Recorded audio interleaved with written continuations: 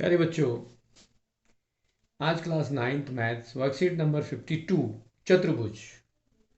चतुर्भुज होते क्या हैं? चतुर्भुज का मतलब होता है कि ऐसी आकृति जो चार भुजाओं से घिरी हो, चार भुजाओं से मिलकर बनी हो, उसको हम चतुर्भुज कहते हैं। अब आप पहले भी पढ़ चुके हो कि चार भुजाओं से बंद आकृति चतुर्भुज कहते हैं। और ऐसे ही चतुर्भुज जिनकी आमने सामने की भुजाओं के दोनों युग्म जोड़े समांतर हो, बराबर हो, तो वो समांतर चतुर्भुज कहलाते हैं। अब समांतर चतुर्भुज की कुछ प्रमेय भी होती हैं, जिसमें कहा जाता है कि यदि समांतर चतुर्भुज है तो उसका विकर्ण उसको दो बराबर सर्वांग त्रिभुजों में बांटता है।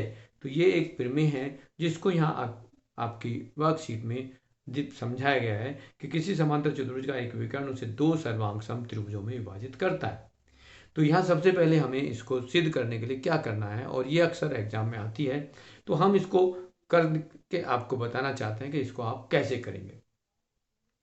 सबसे पहले तो सर्वांग सम होते क्या हैं, ये आप पहले ही पिछले चैप्टर में पढ़ चुके हो। और सर्वांग सम त्रिभुज के कुछ नियम होते हैं कि कोई एक त्रिभुज दूसरे त्रिभुज के साथ सर्वांग सम तब होगा जब उस एक त्रिभुज की तीनों भुजा दूसरे त्रिभुज की तीनों भुजा के बराबर हो जाए, या एक त्रिभुज की दो भुजा और एक कोण दूसरे त्रिभुज की संगत कोण और दो भुजा बराबर हो, तो वो त्रिभुज सर्वांग सम होगा। या फिर एक दो कोण और एक भुजा दूसरे त्रिभुज की दो कोण एक भुजा के बराबर हो तो सर्वांग सम होगा। और चौथा एक नियम है समकोण भुजा कर्ण वाला एक त्रिभुज दूसरे त्रिभुज के साथ सर्वांग सम तब होगा जब दोनों त्रिभुजों में जो आपके पास समकोण होना चाहिए, एक भुजा और एक विकर्ण बराबर होने चाहिए। उसको समझने के लिए आपको एक एक्टिविटी यहाँ बताई गई है वर्कशीट में कि कागज पर एक समांतर चतुर्भुज खींचिए, उसे काटिए लीजिए। अब उसे एक विकर्ण के अनुदिश काट लीजिए। ऊपर दी गई आकृति आप दो त्रिभुज प्राप्त करते हैं। इन त्रिभुजों के बारे में आप क्या समझते हैं? एक त्रिभुज को दूसरे त्रिभुज पर रखिए, यदि आवश्यक हो तो त्रिभुज को घुमाइए भी। आप क्या देखते हैं? देखिए कि दोनों त्रिभुज परस्पर सर्वांग सम हैं। कुछ और समांतर चतुर्भुज खींचकर इस क्रियाकलाप को दोहराइए। प्रत्येक बार आप पाएंगे कि समांतर चतुर्भुज का एक विकर्ण उसे दो सर्वांग सम त्रिभुज में विभाजित करता है। तो आपके लिए एक एक्टिविटी हम दिखाना चाहते हैं कि ये एक हमारे पास प्लेन पेपर है। यदि आप इसको पूरा देखते हैं, ये एक रेक्टेंगल की शेप है, रेक्टेंगल है, आयत है, एक ये समांतर चतुर्भुज भी है। यदि हम इसकी कुछ और शेप काटना चाहें तो और शेप भी काट सकते हैं, जिसको हम समांतर चतुर्भुज कहते हैं। समांतर चतुर्भुज एक ऐसी आकृति है कि जिसको हम तिरछा यदि दिखा दें तो वो हमारे पास एक समांतर चतुर्भुज बन सकता है। हम इसको इस तरह से भी काट सकते हैं कि ये आपके पास कुछ हमें और दिखाना चाहें कि हमें एक चतुर्भुज दिखाना है और उसको दिखाना है कि वो समांतर चतुर्भुज है, तो उसके कुछ हिस्से को इस तरह से काट दें। ये देखें तो ये हमारे पास एक समांतर चतुर्भुज की आकृति का पेपर कट हो गया है। इसको हम देखेंगे तो यहाँ ऊपर और नीचे वाली भुजाएं दोनों बराबर हैं, इधर की और ये साइड दोनों भुजा बराबर है। यदि हम इसको एक डायगोनली इस तरह से काट दें या इसको दूसरी शेप से काट दें तो हम देखेंगे कि ये एक कटा हुआ भाग दो त्रिभुजों के रूप में कटेगा।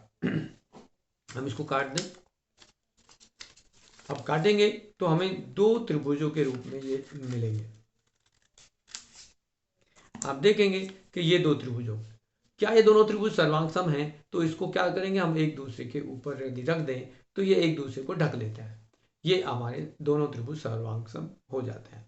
अब इनको हम घुमाना चाहें तो ऐसे भी हो सकता है, ये दो त्रिभुज ऐसे भी हो सकता है, ये त्रिभुज ऐसे भी दिखा सकते हैं, हम इस तरह भी दिखा सकते हैं, तो ये दोनों त्रिभुज ऐसे भी हो सकते हैं। ये आपस में दोनों त्रिभुज सर्वांग सम होंगे और ये एक पीस एक समांतर चतुर्भुज से कट के दो त्रिभुज हमें मिले।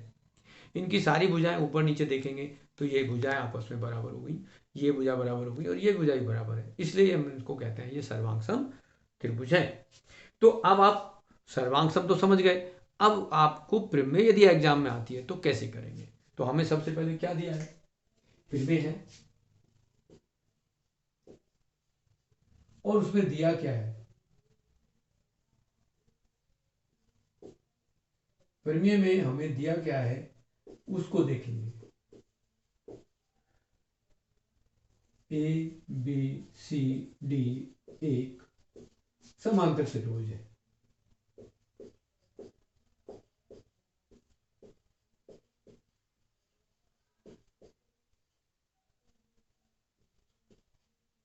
ये हमें दिया हुआ है।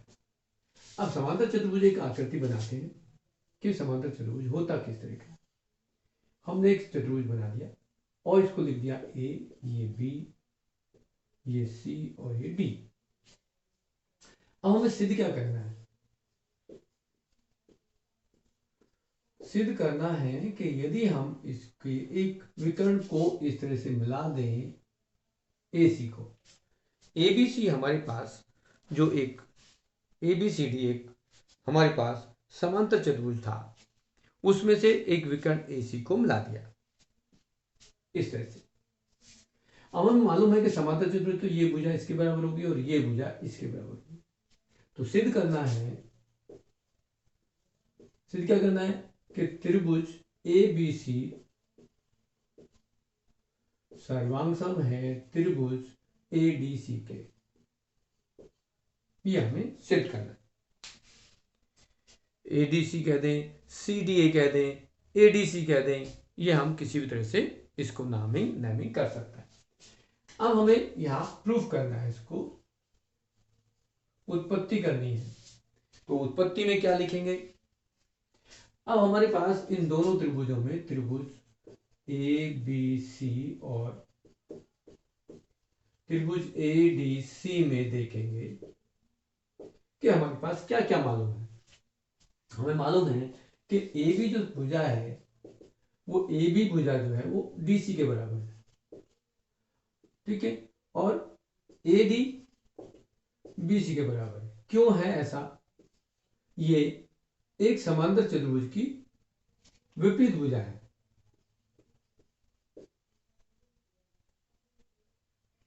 समांतर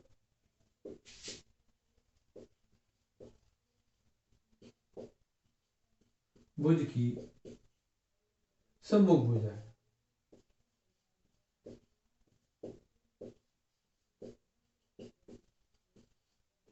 तो ये आपस में बराबर होती है और उसके साथ साथ AC जो भुजा है वो दोनों त्रिभुजों में उभयनिष्ठ है। तो कहेंगे AC बराबर AC जो उभयनिष्ठ है।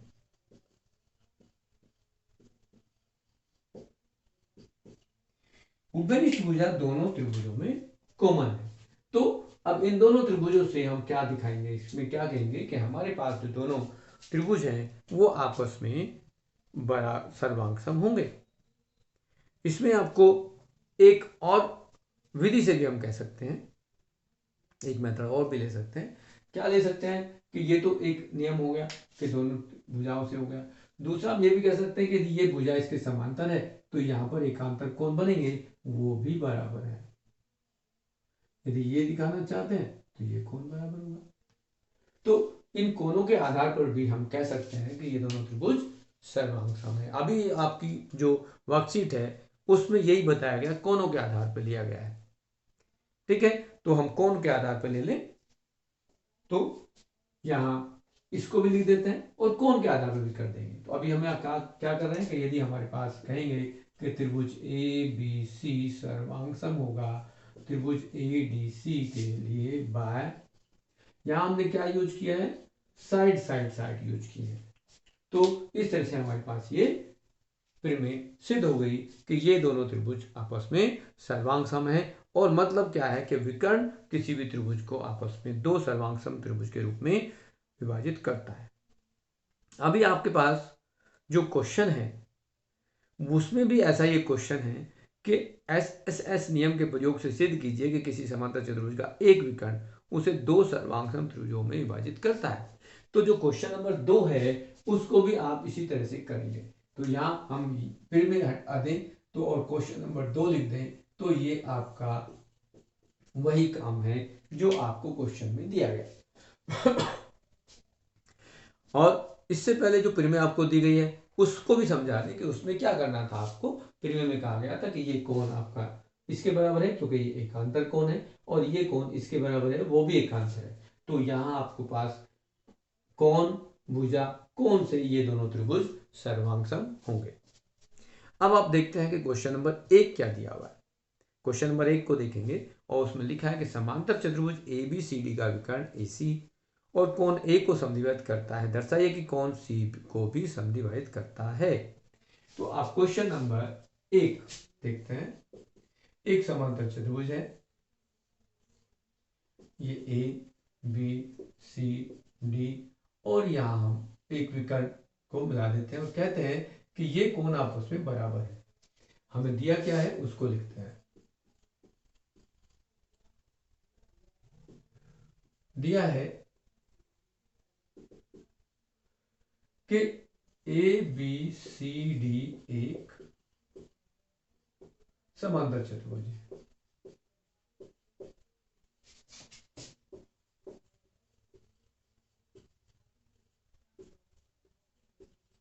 अब समांतर चतुर्भुज तो हमें मालूम है कि यहां पर ये भुजाएं आपस में बराबर होंगी।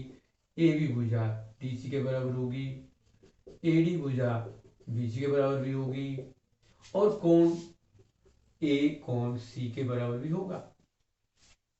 ध्यान रखना, ये हमारे पास बेसिक रूल थे, बेसिक प्रॉपर्टी थी जिससे हम इनको बता सकते थे। अब यहां हमें सिद्ध क्या करना है?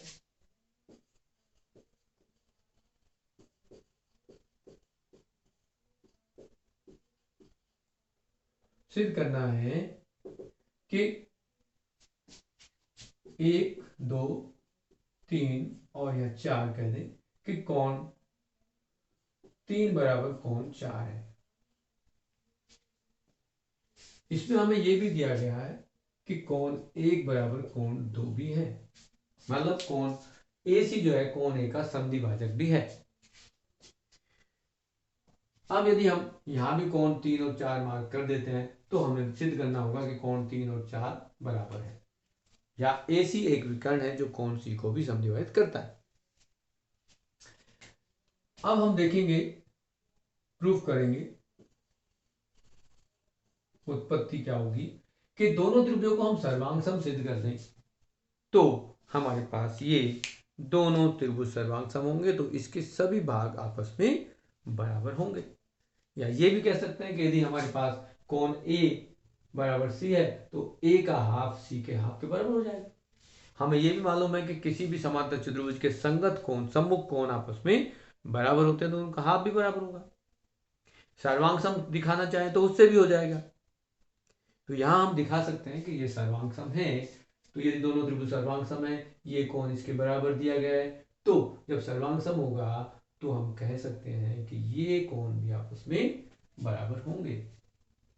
तो हम देख लेते हैं त्रिभुज ABC और त्रिभुज ADC में। देखो कि इसमें हमें क्या क्या दिया हुआ है। हमें दिया हुआ है कि कोण 1 2 के बराबर है, भुजा AC जो है उभयनिष्ठ है, जो विकर्ण है, और यहां पर और भी हमें कुछ दिया होगा, वो भी हम देखेंगे कि उससे हम कैसे सिद्ध करें कि ये आपस में बराबर है। समांतर चतुर्भुज के सम्मुख कोण बराबर होता है, तो सम्मुख कोण बराबर है तो हम ये कोण B और D भी बराबर दिखा सकते हैं, उनको प्रयोग कर सकते हैं। वैसे ही हमें मालूम है कि सारी सम्मुख भुजा तो बराबर है ही है, तो हम यहाँ भुजाओं से दिखा दें तो यहाँ हम कहेंगे कि यदि ये सर्वांग सम है तो हम लेंगे कि AB भुजा DC के बराबर है और AD BC के बराबर है, क्योंकि ये आपस में पहले से बदी हुई है कि समांतर चतुर्भुज की संगत भुजाएं बराबर होती हैं। और हमारे पास एक कोण भी दे दिया गया, या भुजा ले लें कि AC बराबर AC है, वो उभयनिष्ठ है।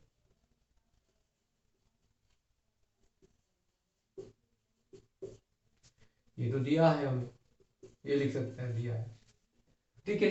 अब यदि हमारे पास ये तीनों चीजें मिल जाती हैं तो हम इन दोनों त्रिभुजों को सर्वांग सम सिद्ध कर सकते हैं और कहेंगे कि त्रिभुज ABC सर्वांग सम है त्रिभुज ADC से बाय भुजा भुजा भुजा से। और हम कहेंगे कि इसमें हमारे पास जो कोण है वो कोण कौन 1 बराबर कौन 4 होगा और कौन 2 बराबर कौन 3 होगा। बट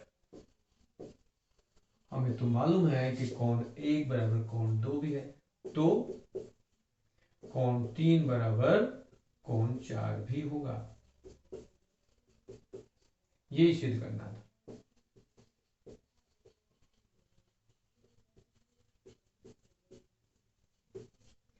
तो इस तरह से हम कौन 1 4 के बराबर हुआ, क्योंकि ये एकांतर कौन हो गए। 2 3 के बराबर हो गया, लेकिन 1 और 2 तो पहले से हम दे रखे हैं कि बराबर है, तो इस तरह से 3 और 4 भी बराबर होंगे। ये हम बात कर सकते हैं कि विकर्ण AC कौन C को समद्विभाजित करता है।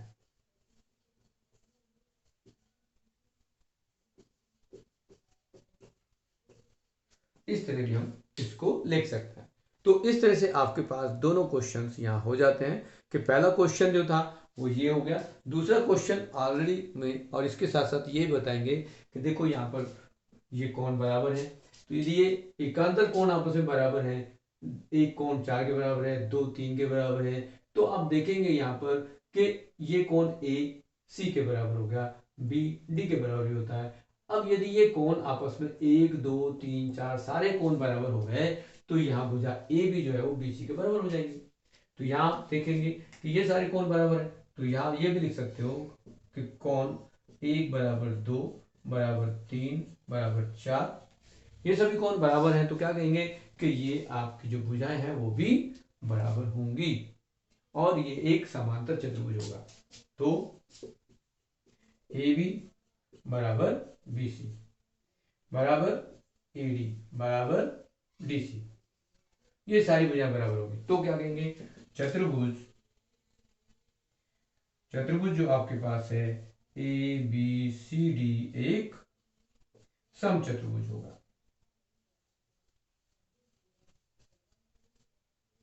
समचतुर्भुज होगा, ये आपको यहाँ ये भी सिद्ध करना था।